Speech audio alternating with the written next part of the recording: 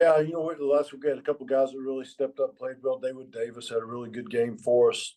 Thought Josh Love came in and did some good things. Obviously, we banged up a little bit at the quarterback position physically, so we've got to see where Troy is physically this week in case, and then Josh could be in that mix as well. So that'll be a decision we made later in the week. But felt like wide receiver wise, we're got some guys that are making some plays. And you ran the ball a little more effectively, so kind of coming out of it a little bit and thinking that we're getting a little more consistency. This week against Washington, obviously playing a really good defensive team that does a lot coverage-wise, change the coverages a lot, bring a lot of exotic pressures, pressures from the secondary that you don't see very much. So being incumbent upon us to get the ball out quick and make sure we, have our receivers matched up in the places we want. Coach, you talk about Greg Williams' defense and whatnot. Obviously, really likes to go with that bear front, a lot of cover zero stuff. With the athleticism you guys have, is that something you're really, and you mentioned it obviously in the quick game a lot, really getting Vinny involved in a lot of these quick underneath routes and Sage. Is that something you guys are toying around with right now?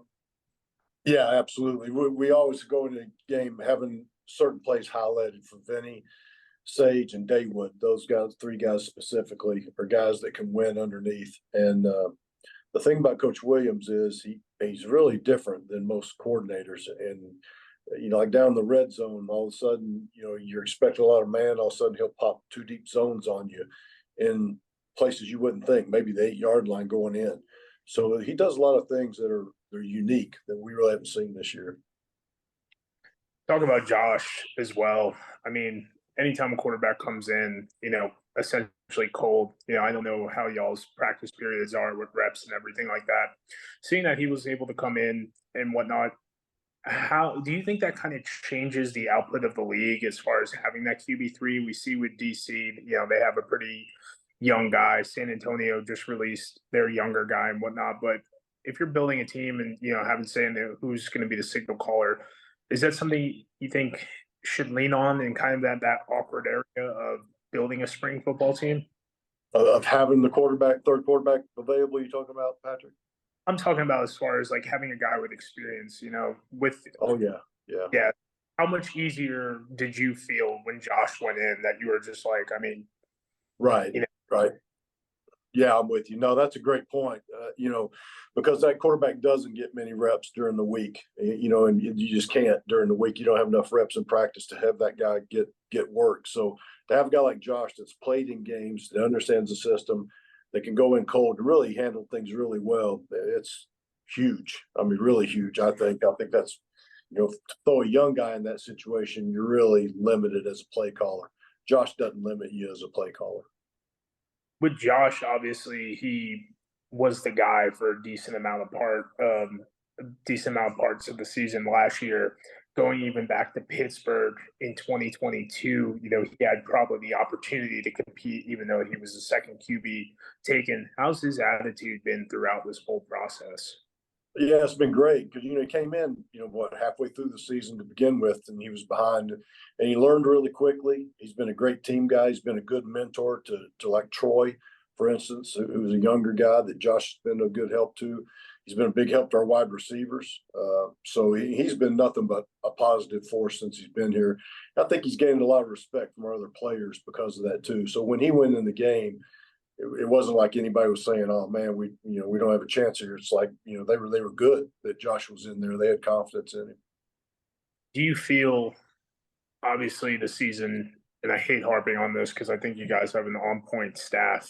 Do you feel, is the attitude still pretty high? We've talked about it, for the past couple of weeks of like, these guys obviously they don't want to be here. They want to, be in the NFL. They want to, if they do want to be here because they know this is kind of the last hurrah. Is the attitude still pretty high as like, hey man, there are 19 other guys on the street right now that would kill for this opportunity?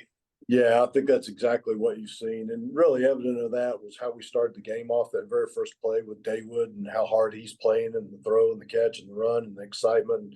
So, the guys were ready to play. And we've seen that in practice. We see it in the weight room. I mean, we don't have guys that are, not showing up for treatment or not showing up for the weight room. They're all working hard. and they're excited about being here. They want to win. They want to get, finish this thing the right way. So from what you see in practice and what we see in the games, there's been no quitting these guys. You got a guy like Case, and it just seems like every year this poor guy has been getting his butt kicked behind the offensive line. How's his attitude? I mean, he was talking on the sideline like I believe he said, I can't breathe or something, or I'm having trouble breathing, but I can keep going.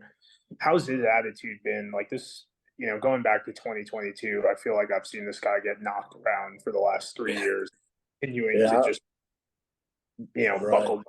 Right. No, I've had that conversation with Case about his past issues too. And, it's been tough because he hasn't been protected as well as he needed to. But I tell you, he is one tough kid, and he stands in there and he comes right back and he practices the next week. And so again, he's gained a lot of respect from our team for that too, because our guys, they see the film too. They know what he's gone through and what he's been able to overcome. And so you do feel for a guy like that. You want him to succeed and have success and try to help him. But again, he's been nothing but positive. He's been a professional about everything. Coach, has anyone come to you and kind of realized that this is probably the highest level of football that they can effectively compete at? And have you had any of those hard conversations with guys of like, hey, the UFL is probably where you're capped at? Yeah, I haven't here, Patrick. I had those conversations with a couple of guys last year in New Orleans, but not really here yet. I don't know that we've haven't gotten through a whole season yet. Probably after the season, you get more into those type of relationships and things where guys feel close enough to come to you and talk to you after the season's over. All right. Well, I appreciate it, Coach, and best of luck. This first play of the game, obviously, 60-plus yard touchdown and whatnot. You're running through the script, doing the game plan and everything like that. Was that one of those like, I know I got this type of mentalities when as soon as Case like released and you get off your break and whatnot?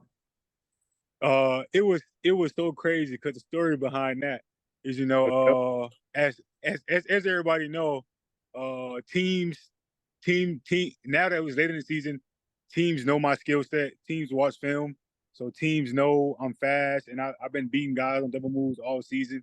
So like as the season went on, teams started playing over top of everything, and I low key told Sage, I said, yes, Sage, man, we got the Omaha pump first play. Man, the corner gonna play over top, so I'm not gonna get the ball. So just be ready to get the ball. And then we go out there on the first play of the game. I ran a great route, and the corner actually bit. And as I'm running the route, I see the ball. I'm like, oh shit, I got him. And then it was over with from there. You got a pretty big test coming up this week. Obviously, working to get back to the NFL, becoming one of the league's top receivers, probably starting to garner some NFL interest. You're going up against guys like DeAndre Baker, Jerrion Conley, Monte Nicholson, and even Mike Joseph, who's probably one of the best corners in the league. Is this kind of going to be like what that final test and whatnot for you mentally to be like, okay, yeah, I deserve to be on the 53, like for you with all those guys that have had some sort of success in the NFL? For me, I don't look at it like that. Cause me personally, for these past 7 games, I feel like every corner I played against has the ability to play NFL. So I just take it like that, one game at a time. I never doubt my opponent. I'm always in for the challenge. So like I'm very excited for DC because this is going to be the first team that actually really play us man-to-man coverage a lot. So I'm really excited to go out and show everybody that I can win versus man press. So that's going to be a big challenge, not just for me, just for our whole receiver core. But yeah, me personally, I'm a film guy, so I watch plenty of film on DC already. So I kind of know what them guys bring. So now it's just on me to just go on my toolbox and prepare the way I prepare. Daewood, you're always an extremely positive guy every time we talk. Even when we see you on the field, you always got a big smile on the face. Look, just happy to be playing this game. Has that become infectious? Do you find yourself kind of picking up your teammates, especially during the practice week and whatnot, and just, kind of keeping everyone focused on tasks like, hey, we might be 1-7, but we still get to play professional football. And for some of us, we still have the ability to go to the NFL, or, this is an opportunity that and you saw obviously with the merge, 8 other teams did not get this opportunity. Is that something you kind of spread your message as well? Because you always seem like you have a smile on your face. You're grateful for the opportunity, especially everything that happened in Miami as well. Yes, yeah, yes, sir, man. Yeah, I'm just that guy, bro. I don't take nothing for granted, cause yeah, my situation at Miami, like my life could have easily changed forever, So like I'm blessed to play this game. I'm blessed to have the opportunity. Like you said, it's numerous of guys, you feel me, that's at home on the couch that deserve to play. That's not playing because of the merge and because of other circumstances. I try to be that guy on the team that stays level. Because it's a lot of people from different places on the team. Everybody got different emotions, different agendas. So I try to be that solid ground. Especially on the offensive side of the ball, I try to keep everybody motivated, keep all the receivers motivated. Just telling them like, man, like this our shot.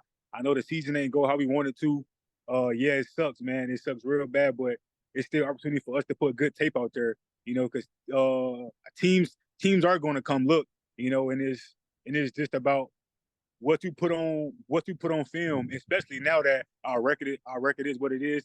Some guys check out, some guys be like, oh man, I'm not playing for a championship, so why should I keep playing? So I try to keep my guys head focused on, bro, just still put good tape out there, because they gonna watch the tape, especially now that our season is what it is. So just keep putting your best foot out there to give yourself the best opportunity after this league. Hey, Coach, how you doing? Hey, what's up? Not much, living a good life. But I've asked Coach Martin this, wanted to get your thoughts on it as well. What I love about this league so much is that, these guys, this is for a lot of them not their ultimate goal. So there is no meaningless games for these guys. They're either competing for a job next year, especially going from 16 to 8 teams, or trying to get to the NFL.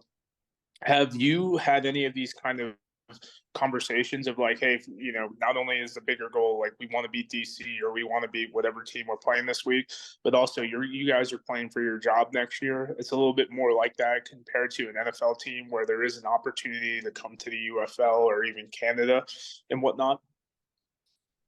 Yeah, but you stated a little bit differently, than that. I always just tell the players, you gotta be careful what you put on tape. And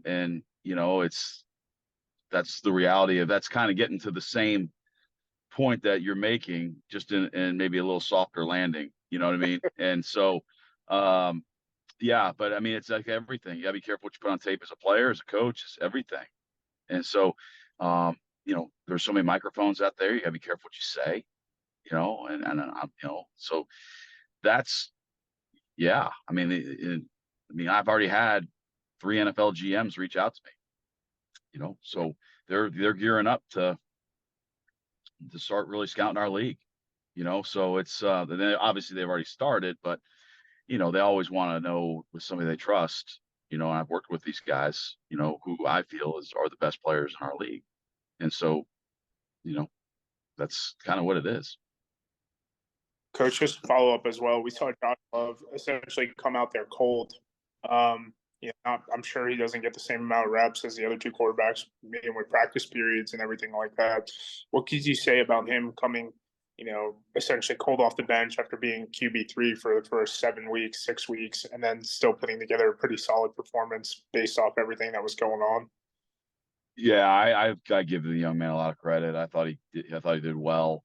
That's always a hard position to get yourself into, but unfortunately, I've been a backup quarterback before, and it's a mentally tough job, because the first time you're like, you know what, I'm not going to study like I'm the starter this week, is when you go in.